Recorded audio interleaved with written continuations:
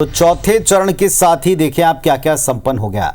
आज मध्य प्रदेश में वोटिंग पूरी तरह से समाप्त हो गई। मध्य प्रदेश में 4 चरणों में वोटिंग होनी थी, छत्तीसगढ़ में 3 चरणों में होनी थी। तो आपको एक एक करके इन्हीं सब का डिटेल बताते हैं। खास तौर पर 40 सीटों का पूरा ब्यौरा देखें तो इस बार कुल 7 चरण हैं। तारीखों के साथ आप देख रहे हैं, जो हरी तारीखें आपको दिख रही हैं पोर्शन, उन पे आज 13 मई तक 4 चरणों की वोटिंग हो चुकी है। अब 5वां, 6वां और 7वां चरण है। 5वां चरण 20 मई को 49 सीटों पर वोट पड़ेंगे। 6वें चरण में 25 मई को 58 सीटों पर वोट पड़ने वाले हैं और इसी तरह 7वां चरण 1 जून को 57 सीटों पर वोटिंग होगी और इसके बाद फिर 4 जून को नतीजे आएंगे कुल 543 सीटों पर।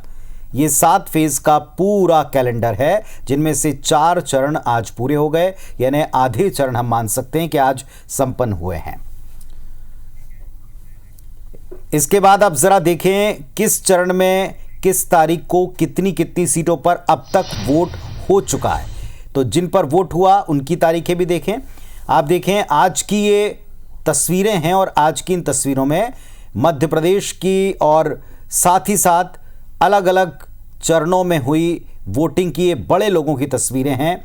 वोटिंग जो 13 तारीख को देखें आप, चौथा चरण वोटिंग में 13 मई को 8 सीटें थीं, जिसमें मध्य प्रदेश की इन 8 सीटों में मालवा निमाड़ की सीटें देवास, उज्जैन, मंदसौर, रतलाम, धार, इंदौर, खरगोन और खंडवा रहे हैं। इसके ठीक पहले तीसरा चरण वोटिंग 7 मई को हुई और कुल 9 सीटें इसमें मध्य प्रदेश की शामिल रही हैं, जिसमें मुरैना, भिंड, ग्वालियर, गुना, सागर, विदिशा, भोपाल, राजगढ़ और बैतूल की सीट रही।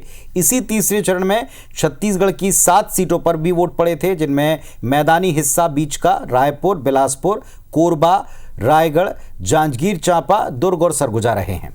दूसरे चरण की बात करें तो 26 अप्रैल में मध्य प्रदेश की 6 और छत्तीसगढ़ की 3 सीटों पर वोट पड़े।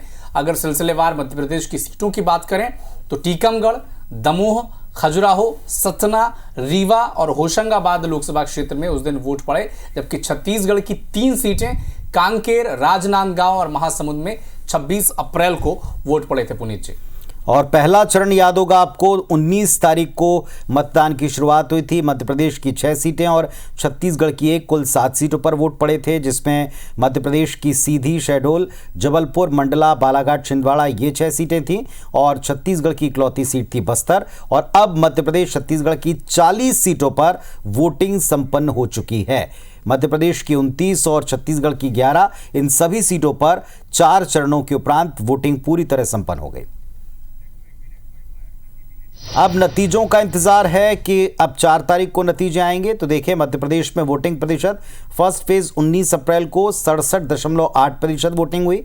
दूसरे चरण 26 अप्रैल को 59% वोट पड़े।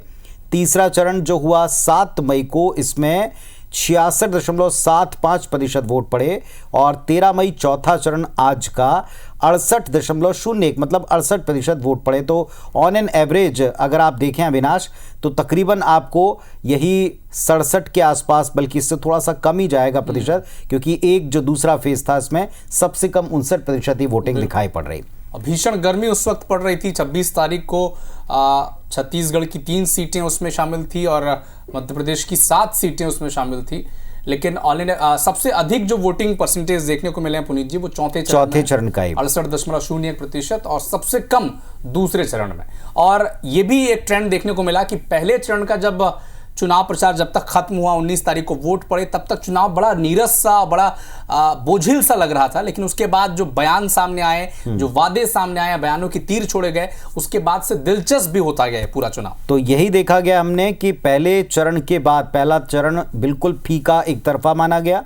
दूसरे चरण के आते आते तक थोड़ी स्ट्रेटेजी के मुताबिक बयान और मुद्दे सेट किए जाने लगे। फिर इसमें मुस्लिम वोटों से लेकर के पाकिस्तान तक, हमले तक, राम मंदिर, ऐसे सारे बयानों का असर आप देखें तीसरे और चौथे चरणों में आप इसे मान सकते हैं। और एवरेज अगर आप इसका निकालेंगे तो 64 से 65% इन 40 सीटों पर तकरीबन मतदान का प्रतिशत जाएगा। फिलहाल ये चारों चरणों के बाद आधा चुनाव संपन्न हो चुका है। अब आपको दिखाते हैं मध्य प्रदेश की ये तस्वीरें, जिसमें आप देख रहे हैं 8 तस्वीरें।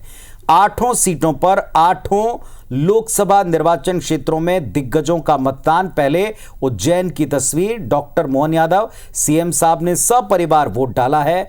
दूसरी तस्वीर कैलाश विजयवर्गीय की, जिन्होंने खरगोन में सपत्नीक आज वोटिंग की है, वहां पहुंच करके उन्होंने वोट डाला है। ये दूसरी तस्वीर आप वहां से देख रहे हैं। तुलसी सिलावट आज इन्होंने भी वोट किया, कैबिनेट मंत्री हैं मोहन सरकार में।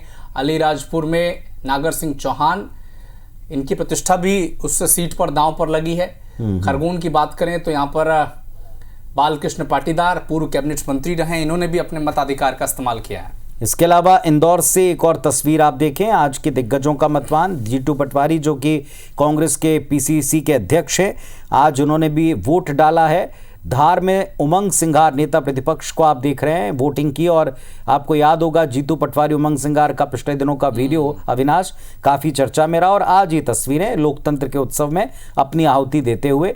बड़ी बात यह कि इंदौर में अब की बार कांग्रेस ने नोटा को कैंडिडेट घोषित किया और ये देखना दिलचस्प रहेगा कि नोटा पे कितने वोट पड़े, कांग्रेस की अपील पर कितना असर हुआ है। हालांकि आज दिन भर हमारे संवाददाताओं ने कहा कि लोगों ने अपने मताधिकार का बड़ी समझदारी से वहां इस्तेमाल किया। तो देखेंगे सुमेर सिंह सोलंकी को आप देख रहे हैं बड़वानी में, इन्होंने भी अपना आज वोट डाला है। ये राज्यसभा सांसद हैं और इस इलाके से इन्हें राज्यसभा सांसद चुने जाने के बाद से अब तक कई तरह की चर्चाएं इनको लेकर भी हुई हैं। तो देखें आप, ये 8 तस्वीरें 8 दिग्गजों के 8 सीटों पर मतदान की रही हैं विभिन्न क्षेत्रों में।